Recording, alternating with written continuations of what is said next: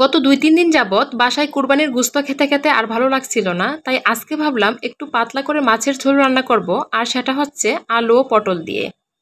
তো ভাবলাম রেসিপিটা আপনাদের সাথে শেয়ার করি। এজন্য প্রথমে আমি মাছটাকে ভালো করে ধুয়ে নিয়ে পরিমাণ মতো হলুদের গুঁড়া, লবণ, মরিচের গুঁড়া দিয়ে হাত দিয়ে খুব ভালো করে মেখে নিচ্ছি। এখন আমি মাছগুলোকে 10 মিনিটের জন্য রেখে দিব। তো ফিরে আসলাম 10 মিনিট পর।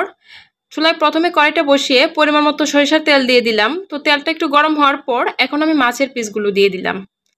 ও হ্যাঁ, আপনাদেরকে তো বলাই হয়নি, আজকের মাছের ঝোলটা আমি কাতল মাছ দিয়ে রান্না করতেছি। আপনারা চাইলে অন্য যে কোনো মাছ দিয়েও এইভাবে এই তরকারিটা রান্না করতে পারেন।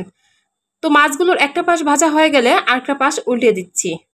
আমি বরাবরই মাছের ঝোল খেতে একটু বেশি পছন্দ করি, মানে যে কোনো ধরনের মাছ সবজিতে একটু পাতলা ঝোল রান্না করলে এই তরকারিটাই আমার কাছে বেশি ভালো লাগে। তো মাছগুলো ভাজা হয়ে গেছে, এখন আমি মাছগুলোকে কড়াইটা থেকে নামিয়ে নিচ্ছি।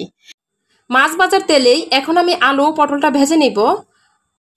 আলু ও পটলগুলোতে এখন দিয়ে দিচ্ছি অল্প একটু লবণ আর একটু হলুদের গুঁড়া। লবণ ও হলুদের গুঁড়াটা দিয়ে এখন একটু পটলটার সাথে নেড়াচেড়ে মিশিয়ে নিচ্ছি। আর যে কোনো ধরনের সবজি ভাজি করে তরকারি রান্না করলে সবজিটা ভাজি করার সময় যদি একটু হলুদের গুঁড়া আর লবণ দিয়ে ভাজি করা হয়, তাহলে ভাজি করার সময় কিন্তু তেলটা এত বেশি ছিটে না। তো 4-5 মিনিট সময় নিয়ে আলু পটলটা ভেজে নেওয়ার পর আলু পটলটা ভাজা ভাজা হয়ে গেছে। এখন আমি কড়াইটা থেকে আলু পটলগুলো নামিয়ে নিচ্ছি। এখন আমি এই তেলে দিয়ে দিচ্ছি কিছু পেঁয়াজ কুচি। তো তেলের পরিমাণটা একটু কম মনে হয়েছে, এই জন্য আর একটু তেল দিয়ে দিলাম। তো পেঁয়াজ কুচিটা একটু ভেজে নেওয়ার পর প্রথমে দিয়ে দিয়েছি স্বাদ মতো লবণ, হাফ চামচ পরিমাণ হলুদের গুঁড়া। হলুদের গুঁড়োটা আমি এখানে অল্প দিয়েছি, যেহেতু পটল মাছে হলুদের গুঁড়া দেওয়া আছে। এরপর দিয়ে দিয়েছি 2 চামচ পরিমাণ মরিচের গুঁড়া।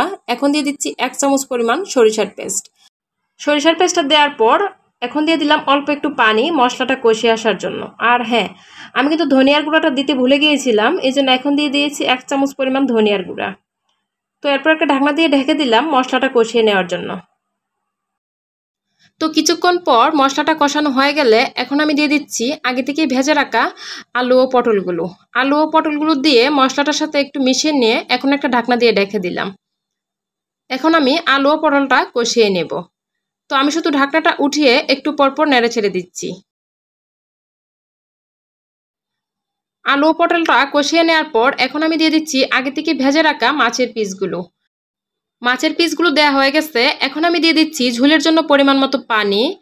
আর আজকের রান্নায় আমি ঝোলের পরিমাণটা একটু বেশি দিয়েছি। আর এই গরমের মধ্যে কিন্তু একটু সবজি দিয়ে মাছের পাতলা ঝোল রান্না করলেই খেতেও বেশি ভালো লাগে। তো ঢাকনাটা দিয়ে কিছুক্ষণ রান্না করে নেওয়ার পরই ঝোলটা অনেকটাই শুকিয়ে গেছে আর সবজিগুলো পুরোপুরি সিদ্ধ হয়ে গেছে। এখন আমি নামানোর আগে দিয়ে দিচ্ছি কিছু আস্ত কাঁচামরিচ। তো আমার তরকারিটা রান্না করা হয়ে গেছে, এখন গরম গরমই একটা বাটিতে সার্ভ করে নিয়েছি। আশা করছি আজকের এই আলু পটল দিয়ে কাতলা মাছের ঝোল তরকারির রেসিপিটা আপনাদের ভালো লেগেছে। আর রেসিপিটা যদি ভালো লাগে তাহলে ভিডিওটি শেয়ার করবেন। তো আজকের ভিডিওটি এ পর্যন্তই। সবাই ভালো থাকবেন। আল্লাহ হাফেজ।